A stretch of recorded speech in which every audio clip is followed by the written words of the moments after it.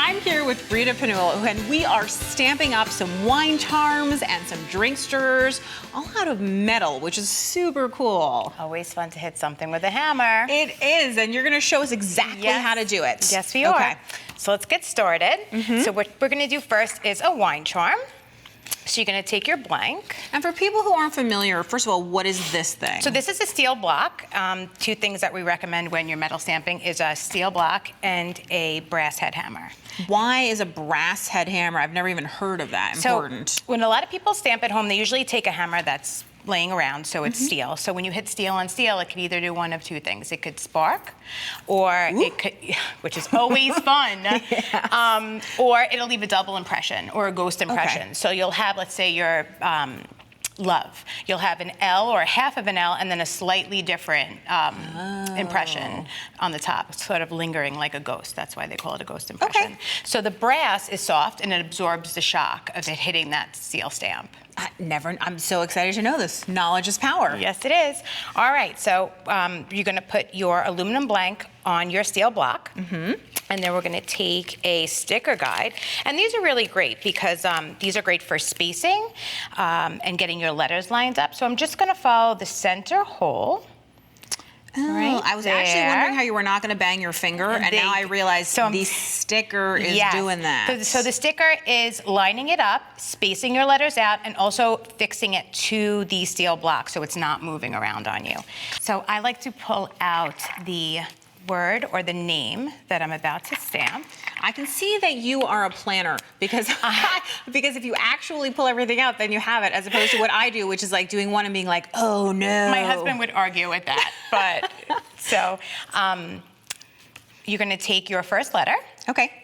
And you always want to make sure that if your stamp set has an indicator mark, that it's facing you, so you know you're stamping in the right direction. Okay. And I'm going to utilize the hash marks, the orange hash lines that are on my sticker guide. I'm going to place it flat down and lightly drag it.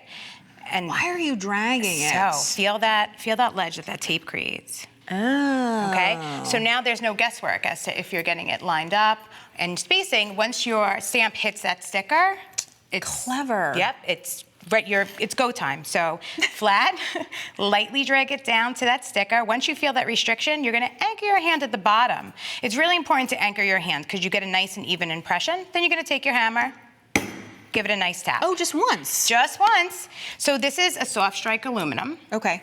And it's so you don't have to, I imagine somehow that you have to be like, bang, bang, bang, bang, bang. No, that's what I love about this project. It's very easy, and the aluminum is also food grade aluminum. Oh, so that's why we can use it as stirrers and in drinks. Yes, you can use it as stirrers and drinks. Same thing with the second letter. I'm gonna bring that down to the tape, feel that restriction, take my hammer.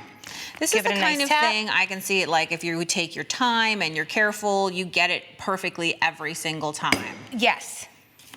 Practice, practice, practice. Yeah. But even if it's, one letter is higher than the other, it's fun. It's supposed to be handmade. Yeah. It's not etching, it's not engraving. It's handmade, and when you give this to somebody, it just gives it that little extra. I would be very impressed if somebody gave me something that had my initials in metal. So then you're just gonna pull that sticker off. Right, this might be the hardest part of the entire project. Okay. And then what you're gonna do is you're gonna take your enamel marker, you're gonna fill in. So enamel marker meaning there's enamel paint inside? So there's enamel paint inside, it's water-based. Okay. And it's great because it comes off your hands, not like a permanent marker. And then you're just I've had dyed hands a lot. Yes, me too. A lot of times. You're gonna dab and just wipe. Oh, and so the paint just ends up in the lowered parts. Yes, so the paint ends up in the impression that you stamped, and it makes it pop right off the metal. Very cool. So then you're gonna take your jump ring. So for people who aren't familiar with jump rings, I can see you're using flat nose pliers. Yes, so I'm using flat nose pliers. Instead of opening, I'm gonna twist slightly, just like that.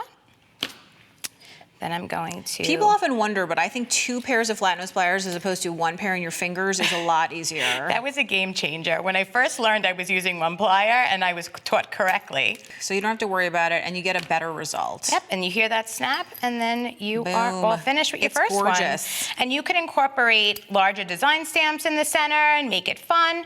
With the larger stamps, I just want to show you really quick that instead of hitting it once, like we were talking about before, you want to place it down, you want to hit it once, and then you want to tap it forward, back, side, side. Oh, so you're kind of rocking it. So you're tilting and tapping it. Because there's so much detail in some of these stamps, you want to make sure that you get all that detail in there. This reminds me of stamping with a rubber stamp, where we are often taught to rock it. Very, very similar, only you get a fun hammer. Okay, cool. And then you can move on to drink stirrers. So these are great for hot cocoa for kids, all fun sayings. We have some here that say hot chocolate. One says more, please. Mom's favorite, Oliver. And these are really great because these are, I believe they're bracelet blanks. I was gonna say, they look like you can make a bracelet. You could definitely make a bracelet out of these, but you could also use them as hot chocolate stirrers, martini stirrers. It would be really cool to use them in a binding of a book. A binding in the book, so it's bookmark, garden marker, yeah. All that kind of stuff. All that fun stuff. So what's different on how we stamp this one than the way we did the previous one? So how we're gonna stamp this one is, because it's longer, we're just gonna make sure, so I'm using it across, and you're just gonna make sure that that bottom blue line is lined up with the edge of your metal. And that's how you know you're gonna be stamping in the center. Okay. Before we use the center hole in that blank, now we're gonna utilize that line that runs across, that blue line. As long as it hits the edge of that metal, you're stamping dead in the center of that. Perfect. Okay? And it's basically the same thing. I pulled out Sue, so I'm gonna pull out L. Okay. So while you're looking for what they're gonna do, let's take a look at our finished ones, and I can see how both the drink stirrers are great because you can obviously mark people's names and stuff like that. The cups, I also think as jewelry charms, they're fantastic, but this was great. Why don't you stamp one more time for us? So we're gonna do it one more time, again, using our lines. Looks awesome. Thank you, Rita. You are very welcome.